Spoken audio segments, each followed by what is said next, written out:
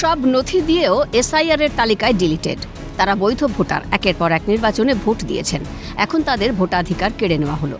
Deleted তালিকায় থাকা এমন 6 জন বৈধ ভোটারদের নিয়ে বাঁকুড়া তৃণমূল ভবনে সাংবাদিক সম্মেলন করে নির্বাচন কমিশনের বিরুদ্ধে প্রতারণার অভিযোগ বাঁকুড়া সাংগঠনিক জেলা তৃণমূলের সভাপতি তারাশঙ্কর রায়ের। তৃণমূল সভাপতির দাবি, সামান্য বানান ভুলে এদের নাম বাদ দেওয়া হয়েছে, এর দায় নির্বাচন কমিশনের। বিজেপির কথায় এভাবেই বৈধ ভোটারদের অকারণে বাদ দিয়ে মানুষের সঙ্গে প্রতারণা করছে নির্বাচন কমিশন। এই বৈধ ভোটাররা যাতে ভোটাধিকার ফিরে পান, সেই দাবি তোলা হয় তৃণমূলের তরফে।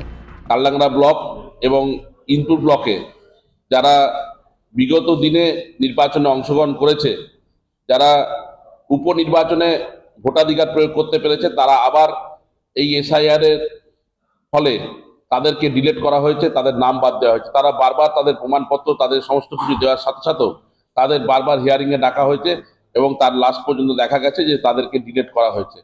এই ধরনের প্রতারণা এই নির্বাচন কমিশনার বারবার পশ্চিমবাংলার বুকে করছে এবং পশ্চিমবাংলায় যাতে নির্বাচনে এরা অংশগ্রহণ করতে না পারে এবং এই নির্বাচনে অংশগ্রহণ করতে না পারে যেন বিজেপিকে সাপোর্ট করার জন্য তারা কিন্তু এই ধরনের কাজ করে চলেছে।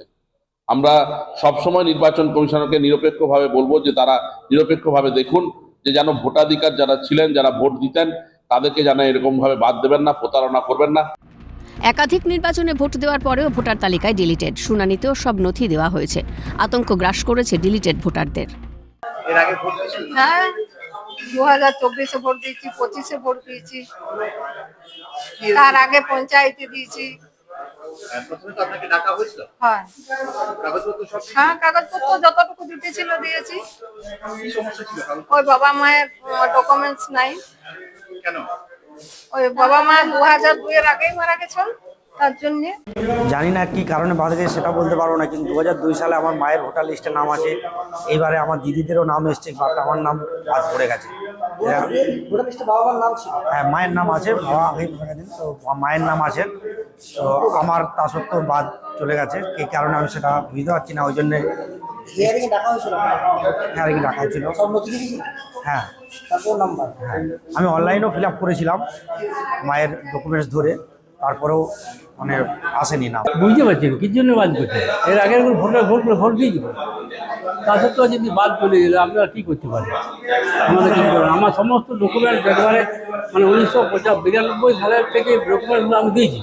মানে আমার যে দলিল, আমার যে মাধ্যমিক ভোট সার্টিফিকেট, কাউন্সিলের ভোট সার্টিফিকেট, 2002-এর আগের 1995 সালে আমার ভোটার কার্ড হয়েছে, তখনও আমি দিয়েছি। ওটাও দিয়েছি। আপনাকে হিয়ারিং ডেকেছিল? হ্যাঁ, সব নথি দিয়েছিলেন? দিয়েছিল। নাম ডিলিট নিয়ে তৃণমূলকে পাল্টা আক্রমণ বিজেপির দাবি, তৃণমূলের বিএলওরা সাধারণ মানুষের নাম বাদ দিয়ে বিজেপি ও নির্বাচন কমিশনের ওপর দায় চাপাচ্ছে। তৃণমূল এখন শুধু বিভ্রান্তি ছড়াচ্ছে। নির্বাচন কমিশনের মাধ্যমে যা কিছু হয়েছে সব নির্বাচন কমিশনের মাধ্যমে হয়েছে। নির্বাচন কমিশনের পার্ট আলাদা আর রাজনৈতিক দল হিসাবে বিজেপির পার্ট আলাদা। এটা আম জনতা বা তৃণমূলের কার্যকর্তা বা নেতা নেত্রীদের জানা উচিত যে এটাতে বিজেপির কোনো হাত নেই। হাত আছে তৃণমূলের, হাত আছে তৃণমূলের বিএলওদের দ্বারা সমস্ত আম জনতার নাম কিভাবে বাদ দেওয়া যায় এবং বিজেপিকে কিভাবে ব্লেম দেওয়া যায়, এটা চেষ্টা করেছে। ভোটের দিন ঘোষণা হয়ে গেছে, সব জটিলতা কাটিয়ে ডিলিটেড ভোটাররা ভোট দিতে পারবেন তো? উত্তর খুঁজছে ডিলিটেড ভোটাররা। স্বরূপ রায়ের রিপোর্ট, ক্যালকাটা নিউজ।